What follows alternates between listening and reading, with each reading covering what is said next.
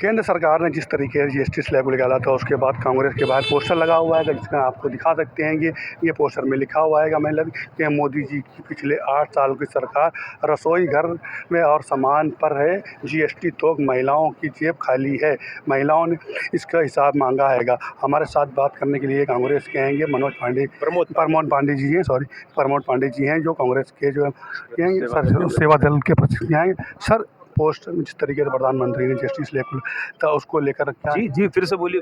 किस तरीके से जो है मंत्री ने जो जीएसटी स्लैब को किया था, उसमें जनता को कहीं राहत मिलते हुए नजर नहीं आ रही, लोग खरीदने जा रहे हैं, उस पर कम नहीं। देखिए, जब कोई चीज़ें लागू होती हैं तो उसका ऊपर नीचे चीज़ें होती हैं, लेकिन 8 साल से जिस तरह से goods tax and service tax के नाम पर जो हमसे कराधान की प्रक्रिया के तहत हम सब की मेहनत की कमाई को वसूली की है, क्या आज नरेंद्र मोदी जी उसको लौटाएंगे?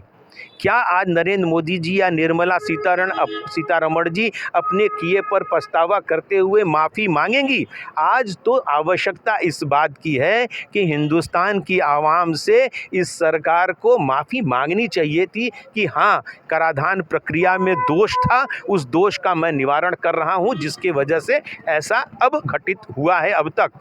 लेकिन अफसोस की बात है कि चुनाव के दृष्टिकोण को देखते हुए कि व्यापारी जिस तरीके से महीने में 3 बार और साल में 37 बार जीएसटी का रिटर्न भरा करता था, 37 बार जीएसटी का रिटर्न भरना एक अलग तरह की दुरूह प्रक्रिया है, जहां पे वकील और सीए जो हमारे लोग जाते हैं जीएसटी भरने के लिए, उनकी अलग फीस होती है। तो जीएसटी की अभी भी आपने स्लैब तो कम कर दिया है, लेकिन उसकी जो कॉम्प्लेक्स है, जो कॉम्प्लेक्सिटी है, उसको दूर आपने नहीं किया है। उस पर भी इस सरकार को सोचना चाहिए, और हर चीज़ यह सरकार चुनावी दृष्टिकोण से करती है। आगामी बिहार में क्या होने जा रहा है, या 27 या 29 में हिंदुस्तान में क्या होना है, तो हिंदुस्तान की आवाम सड़कों पर उतरना शायद आ जाती उतरती, इसलिए नरेंद्र मोदी जी ने जीएसटी का स्लैब बदला है। और यह सरकार प्रयोग बाद में करती है, क्रियान्वयन पहले कर लेती है, जिसका खामियाजा इनको भुगतना पड़ता है। इम्प्लीमेंटेशन पहले और एक्सपेरिमेंट बाद में, यह इनके व्यक्तित्व का दोष है, इनके व्यक्तित्व में ही कहीं खामी है, जिसके वजह से हमको यह परिणाम भुगतना पड़ रहा है। ये सवाल है, आज जो है भारतीय जनता पार्टी के अध्यक्ष भूपेंद्र चौधरी ने जो है प्रेस कॉन्फ्रेंस के दौरान बताया, स्वदेशी अपनाओ, घर घर जाएंगे और दुकानदारों के पास पोस्टर लगाएंगे स्वदेशी अपनाओ को लेकर। जो है देखिए, स्वदेशी अपनाओ, ये जिस तरह से टैरिफ बढ़ा है अमेरिका में, ट्रंप ने बढ़ाया है, उसके कारण ये नरेंद्र मोदी जी ने और सारे लोगों ने इस तरह की बात कर रहे हैं। लेकिन स्वदेशी का नारा आज का थोड़े था, स्वदेशी का इनका नारा तो बहुत पहले से था, क्यों बीच में बंद हो गया? और वो लोग नारा दे रहे हैं जिनके कलाई में बाहर की घड़ियां हैं, जिनकी जो लेखनी, जो उनकी कलम है, वह बाहर से आ रहा है। कपड़ा उनका बहुत उच्च क्वालिटी का विदेशी कपड़ा पहन रहे हैं।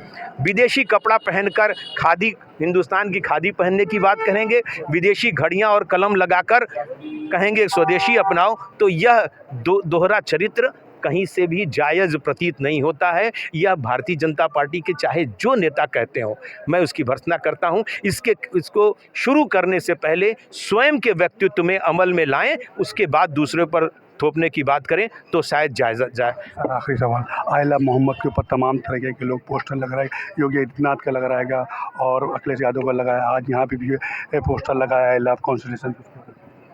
देखिए, लव शब्द दे दिया गया, अंग्रेजी में किसी ने अपने इजहार कर दिया है, इजहार अकीदत है उनकी, कोई संस्कृत में करता है, कोई हिंदी में करता है, जो जिस भाषा में है वो अपने देवता को उस भाषा में करता है, उस भाषा में ही देवता को प्रसन्न करने की बात करता है, उसकी इबादत करता है।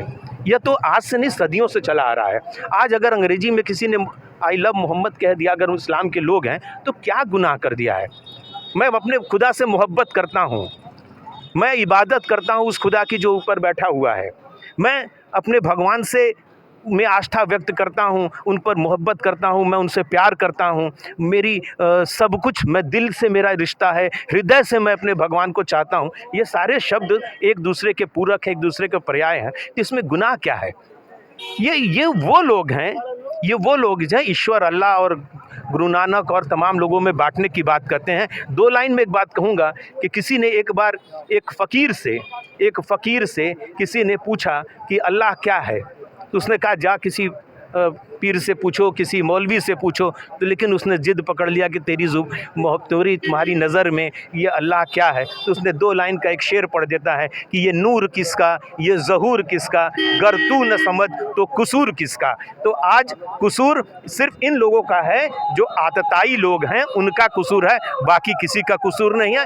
इबादत करने के लिए शब्दों की भी ज़रूरत नहीं है, वो भावांजलि होती है, भाव रूपी इबादत होता है। शब्द के माने अलग अलग कहीं भी हो सकते हैं। ये थे हमारे साथ कांग्रेस के सेवा दल के जो है प्रमोद पांडे जी, जिनसे हमने बात की जीएसटी स्लैब से भी इन्होंने बात की और आई लव मोहम्मद के ऊपर भी बात की कि इन्होंने कहा कि अपना अपना शांति है कि लोग अपने आप में जो है रख सकते हैं। लखनऊ से कैमरा पर्सन जिसान के साथ जन संदेश टाइम।